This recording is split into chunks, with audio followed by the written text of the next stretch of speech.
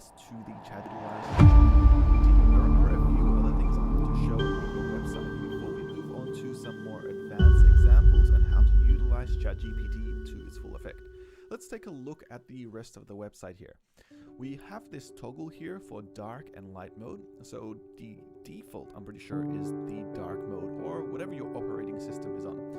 I'm going to swap to dark mode, which, well, doesn't do anything. But then I can also swap to light mode, which is a little bit harsh on the eyes. Personally, I prefer the dark mode, which is what I'll keep it connected to. I also have the option here to connect to the Discord server that we had a look at earlier, as well as the option to have a look at the FAQs and updates, which takes you to a forum-like website here where you get to learn a little bit more about ChatGPT, how it works, and its background. It is essentially based on the GPT 3.5 model, which is a newer one that provides human-like feedback. Let's begin with our first advanced prompt. This prompt will be on how to create some food, specifically some seafood. First of all, I don't particularly know yet what type of food I want, so I'm going to ask ChatGPT to give me 10 dishes with seafood. And here is an example of a list prompt.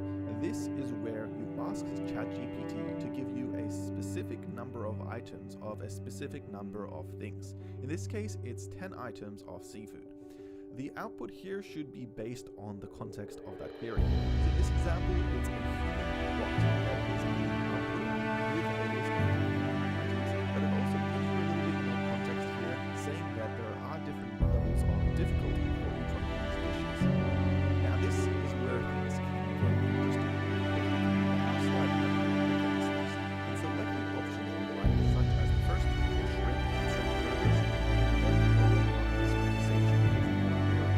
I'm going to ask in the next part of this conversation if ChatGPT can create a shopping list based on the very first two items, those two being shrimp and salmon. I don't have to say shrimp and salmon, I should just know based on the context of the conversation. And the result here is essentially creating another list. But this list does not have a specific length. It's based on the options we added in earlier. So here it provides an output that is indented and bullet pointed for each one of the dishes. For the salmon burgers and the shrimps, to let me know exactly what I would need to buy from the shops to be able to put these together. That is pretty damn cool. And this is just also still the beginning, because we can continue this conversation based on all this context. Now that ChatGPT has provided us a list of 10 dishes, as well as a shopping list for all the ingredients we would need to make one or two of those dishes, the next practical question is quite intuitive, which is, can you tell me exactly how to cook, for example, salmon burgers, which is something of a thing that we would normally have to Google a lot for. But based on this and the ingredients, ChatGPT will provide us with one final list of exactly what steps we would need to put them together. This is just a quick shopping list example of OpenAI's ChatGPT.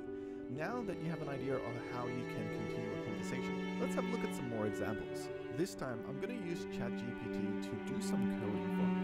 I'm going to use one of the pre-made prompts here on how to do a HTTP request in JavaScript. This is a pretty ordinary prompt, but here we'll get to start to see some of the more coding aspects of ChatGPT and what it can perform. Here it's going to answer this question, but it's going to do this in a number of ways.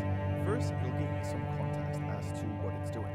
Then it's going to give me the code snippet of exactly how to perform the function based on the prompt I put in. And then finally, it'll give me a description of what the code is specifically doing.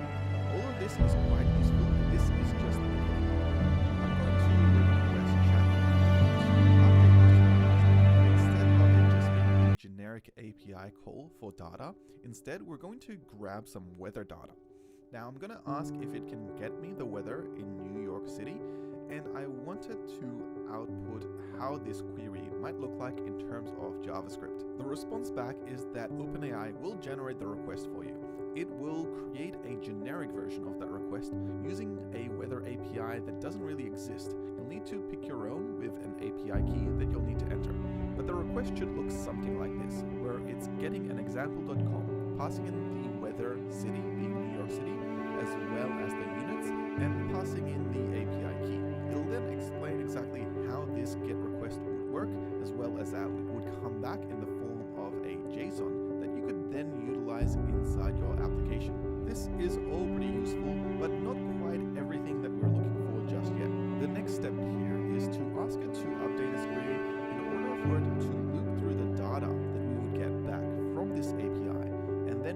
place this into a website.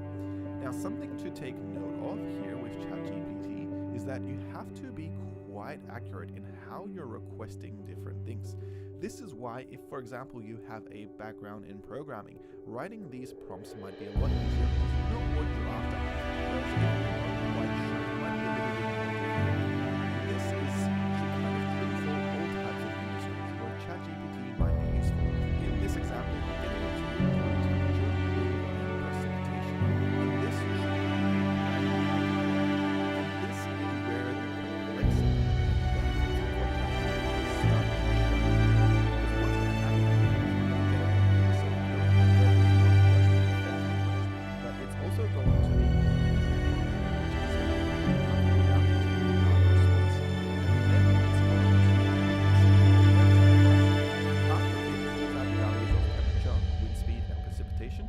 then going to create the JavaScript code to place them into a website using p-element tags and then append them to the website body. Finally, it's going to go through the code here and explain exactly what's happening like I just have been, where it's using an example API with example code, so you really need to update this to make it work for your own project. There are going to be occasions